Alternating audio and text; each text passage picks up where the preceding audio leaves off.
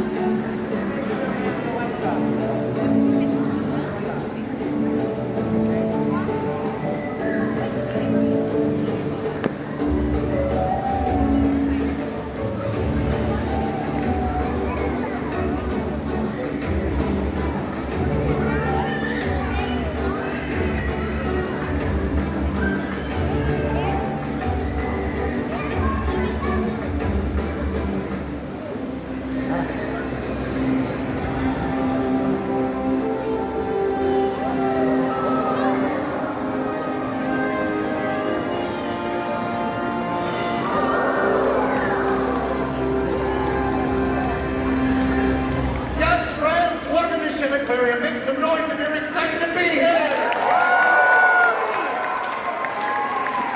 Excellent, friends. I'm excited too. My name is... Let's get stuck into it. Now, friends, this habitat behind me that they're swimming and splashing around in is our single largest habitat at just over 2 million gallons of water. However, I get asked a lot about whether or not these dolphins could potentially live in Lake Michigan. So my question to get us started off is, well, this habitat is saltwater. Wow, saltwater fans. I'm glad I'm not the only one. Now, of course, the question remains, though, well, those are our beluga whales making their vocalizations. But the question remains, is this the same water as Lake Michigan? So this time, I'll count down from 3. Just shout out whether you think Lake Michigan is fresh or salt, okay? Here we go. 3, 2, 1. Oh, I heard fresh, I heard salt. Friends, Lake Michigan is fresh water. Now the kind of water, fresh or salt, makes a big difference as to what animals can live and thrive in those environments. So without further ado, let me introduce to you the animals in our saltwater habitat. Yes! Wow. So not only is this saltwater, this water is also really cold water. And that's because Pacific white-sided dolphins live in the chilly waters of the Northwest Pacific. And that dark blue highlighted area up on the map shows their range. Now, dolphins and humans are actually pretty similar to one another, right? We're both mammals, which means we both need air, we're warm-blooded, things like that. However, while we humans have arms and legs for life on land, dolphins are adapted for their life in the water. So let's check out some of those differences. First up, dolphins have flippers. Now these flippers that come out of their chests are called pectoral flippers, and you can get a good look at them right here at the center of the habitat. Now those flippers can help them steer when they're swimming through the water. However, there's something else about them that's really cool too. They have an interesting series of bones, and this detail can tell us a lot about their distant past.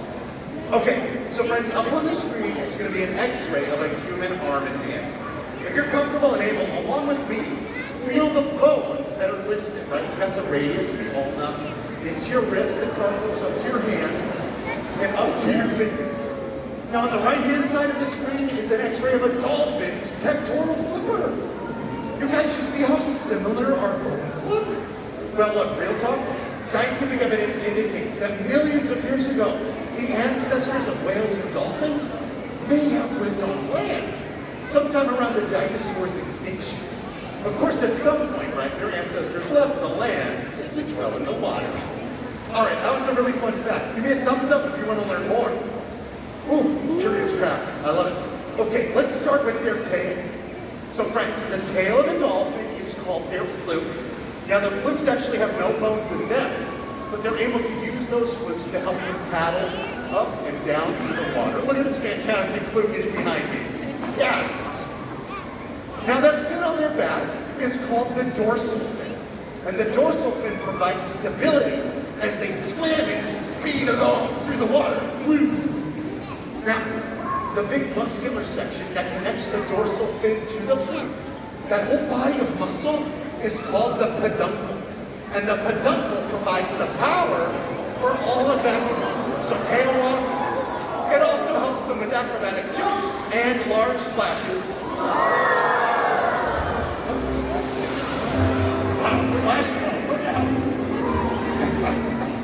All right, so now that we've learned how a dolphin can use their feet up, like we humans use our legs to jump, I'm gonna compare human jumping with dolphin jumping. So here's what we're gonna do. Since there's a lot of us here today, I'm gonna split us up into teams. So everybody from the center section, all the way over to my friends by the mountains. How are you guys doing?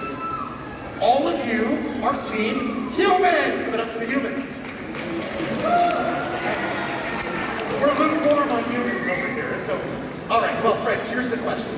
I'm gonna count down from 3, and I want you to shout out your best guess as to how high the human high jump record is. The human high jump record, okay? Here we go. 3, 2, 1. Ooh, I heard 8, 5, 7, I think I heard 11, 8. Well, friends, currently, the human high jump record is just over 8 feet. Well done. Okay, the question remains though, dolphins. So everybody from this section all the way over to the other mountains, how you guys doing today? Good to see you. All of you are team dolphin! I know, they're more excited for dolphins on this side. Okay, same question. I'll count down from 3. Shout out how high you think a Pacific white-sided dolphin can jump, all right? Here we go. 3, 2, 1. 15, 20, 18. I think I even heard 30.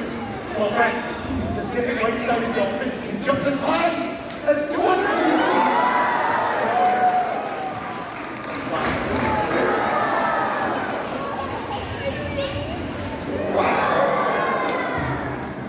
Now, friends, here at Shedd, we advocate for all animals, our oceans, our rivers, our lakes.